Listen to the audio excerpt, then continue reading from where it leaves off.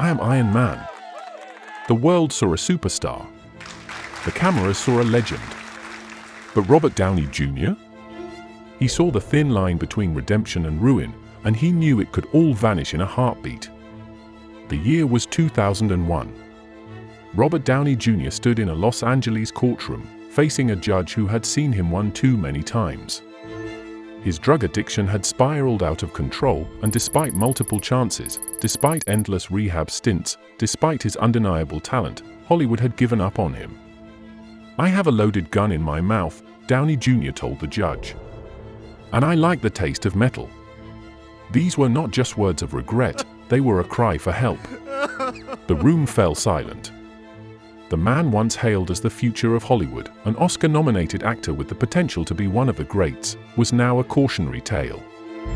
He had spent the last few years bouncing between arrests and courtrooms, caught in a downward spiral of drug possession, probation violations, and failed rehab attempts. This time, there was no escape. The judge had enough. This was the moment everything changed for Robert Downey Jr. Just 2 years earlier, in 1999. He had already been sent to jail for violating probation. Arrested multiple times for possession of cocaine, heroin, and a .357 Magnum handgun. He was thrown into Los Angeles County Jail, where he spent time in solitary confinement, beaten by other inmates, and working as a prison cook for 8 cents an hour. For most actors, a stint in jail would have been rock bottom. But not for Robert. He was released, only to get arrested again in 2000 and fired from Ally McBeal. The industry had completely shut its doors on him. No one would hire him. Studios refused to insure him. And in 2001, when he stood in that courtroom once again, staring at the judge, he realized there was no more running from this. Hollywood loves a redemption story. But even the industry that thrives on comebacks had written off Robert Downey Jr. He was no longer the promising young actor from Chaplin. He was a risk, a liability, a man destined for failure. For decades, the biggest stars in Hollywood had struggled with addiction: Elvis Presley, Marilyn Monroe, and countless others. But for Robert, the industry wasn't willing to wait. It had moved on. His once promising career was over. Or so the world thought. Because what happened next would become one of the greatest redemption stories in Hollywood history. Before Robert Downey Jr. became Hollywood's greatest comeback story, before he lost everything to addiction, before the prison sentences and the scandals, he was just a boy.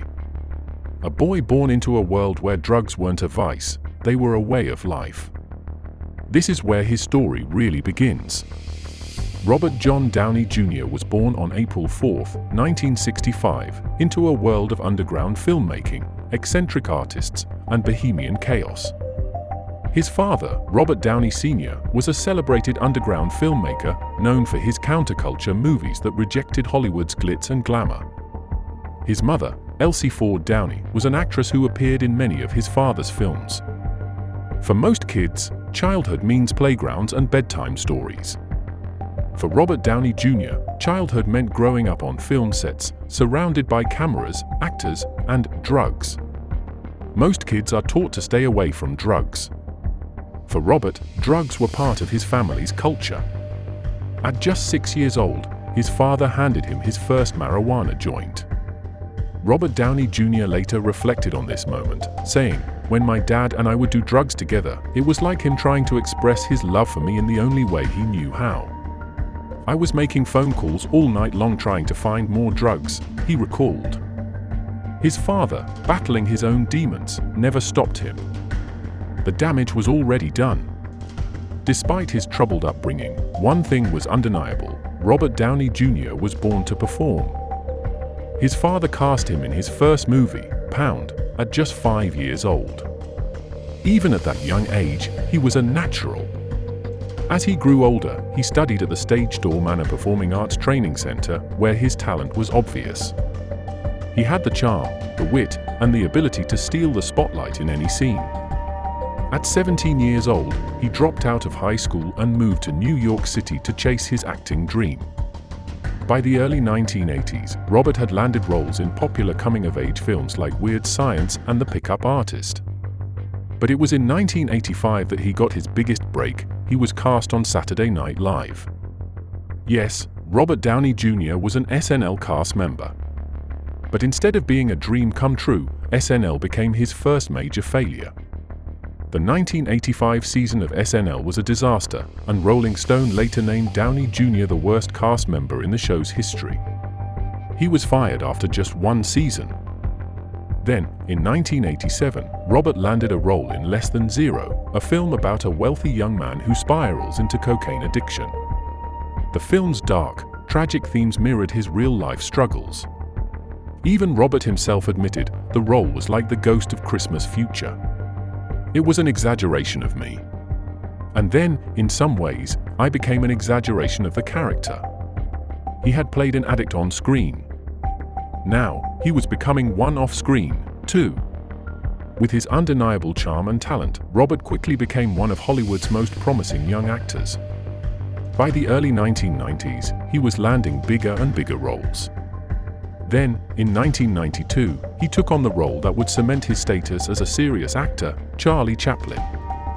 Chaplin was a massive undertaking. Robert had to completely transform himself to play the legendary silent film star. He spent months studying Chaplin's movements, mannerisms, and speech patterns. He even worked with a mime coach to perfect Chaplin's signature physical comedy Robert Downey Jr. 05. His dedication paid off. He received an Academy Award nomination for Best Actor. He was at the top of his game. But behind closed doors, his addiction was getting worse. In the early 1990s, Robert Downey Jr. was on top of the world. A box office sensation. An Academy Award nominee. But behind the red carpets, Robert Downey Jr. was already losing control. After his Oscar-nominated performance in Chaplin, 1992, Robert Downey Jr. became a Hollywood A-lister. Throughout the early to mid-90s, he starred in a string of successful films: Heart and Souls, 1993, Only You, 1994, Natural Born Killers, 1994, Richard III, 1995, Restoration, 1995, He Could Do It All, romance, comedy, action, and Shakespeare. But success came with a price. In the 1990s, Hollywood was booming, the rise of the superstar era where actors were being paid millions per film. And with the fame came parties, endless money, and zero consequences. At first, I was just living the rock star life, Robert later admitted. The parties, the women, the drugs, it was all part of the Hollywood scene. Robert Downey Jr. 01 He became notorious for his off-screen antics. He was a regular at the most exclusive Hollywood parties, often seen with stars like Johnny Depp and Winona Ryder. He would show up drunk or high to movie sets and interviews. By 1995, the mask was slipping. He was arrested for driving naked down Sunset Boulevard while in possession of cocaine, heroin, and a loaded .357 Magnum handgun. Yes, naked, with a gun, and a trunk full of drugs. At first, people thought it was a one-time incident. It wasn't. This was just the beginning of Robert Downey Jr.'s downfall. Even as he continued delivering amazing performances, directors started noticing something was off. He was missing calls, arriving late to sets, or showing up completely high. The warning signs were everywhere, but in 1996, his career was still thriving. He starred alongside Mel Gibson in Air America. He landed a role in The Gingerbread Man, 1998. He played the lead in Two Girls and a Guy, 1997. After his multiple arrests in the late 90s, film studios refused to insure him. Robert Downey Jr. had officially become too big of a risk. By 1999, Hollywood had seen enough. Despite court-mandated rehab stays and probation deals, Robert kept relapsing. Then, in 2000, he was cast in the hit TV show Ally McBeal. This was supposed to be his second chance. And for a while, it worked. Robert was brilliant on the show, even winning a Golden Globe for Best Supporting Actor. It seemed like he was finally turning things around. But behind the scenes, nothing had changed. He was still deeply addicted, and in April 2001, he was arrested once again. Police were patrolling Culver City, California, when they spotted Robert wandering barefoot through the streets. He was carrying drugs, cocaine, and Valium. That was the final straw for Hollywood. He was immediately fired from Ally McBeal and blacklisted from the industry. His career was over. By 2001, Robert Downey Jr. had lost everything: his career, his reputation, his freedom. He was sentenced to prison. He was placed in California's toughest state prison alongside violent criminals. For the first time in his life, no one was coming to save him. This was his lowest point. When Robert Downey Jr. entered California's toughest state prison, he was stripped of his celebrity status. For months, he spent his days doing menial prison labor, cleaning pans for 8 cents an hour. He was beaten by other inmates, just like anyone else. For the first time in his entire life, Robert was truly alone. Hollywood loves a comeback story. But at the time, no one believed Robert had one left in him. Studios refused to insure him. Directors didn't want to cast him. Talk show hosts mocked him on live television. One director who had worked with Robert in the past was asked in an interview, "What do you think will happen to him?" His response? Honestly? He's either going to end up dead or in prison for life. While Robert sat in prison, his father, Robert Downey Sr., was also battling demons of his own. He had introduced his son to drugs at just 6 years old. And now, watching his son self-destruct before the entire world, he realized just how much damage he had done. "I didn't know what I was doing," he later admitted. "I thought I was just letting him have fun. But I was raising an addict." Most people in Robert's life had given up on him. But there was one person who refused to walk away. Her name? Susan Downey. A successful film producer, one of the most respected minds in Hollywood. When they met in 2003, Robert had just been released from prison. She made him an ultimatum: "If you don't get clean, I'm gone." For the first time, he made a real effort to fight his demons. He quit drugs completely. He rebuilt his career from the ground up. And he proved every single person who doubted him wrong. I am Iron Man. No one expected this moment to happen. Not even Robert Downey Jr. himself. Just a few years prior, he was a Hollywood reject, a man studios refused to insure, a cautionary tale of wasted potential. But in 2008, with just 4 words, Robert Downey Jr. didn't just revive his career, he changed Hollywood forever. In 2005, Marvel Studios was in trouble. Despite owning some of the most famous comic book characters, they had never produced a movie on their own. They had sold off Spider-Man to Sony. They had given X-Men to 20th Century Fox. They had loaned out the Hulk to Universal. Now, they had one last chance. Marvel executives had an insane idea. They were going to bet everything on a superhero that the general public barely knew: Iron Man. At the time, Iron Man wasn't even close to being a household name. But Marvel had a bigger problem: they needed an actor who could bring this character to life. Their first choice? Tom Cruise. But Cruise passed on the role. That's when director Jon Favreau had an idea. When he suggested Robert for the role, Marvel's reaction was instant and brutal: absolutely not.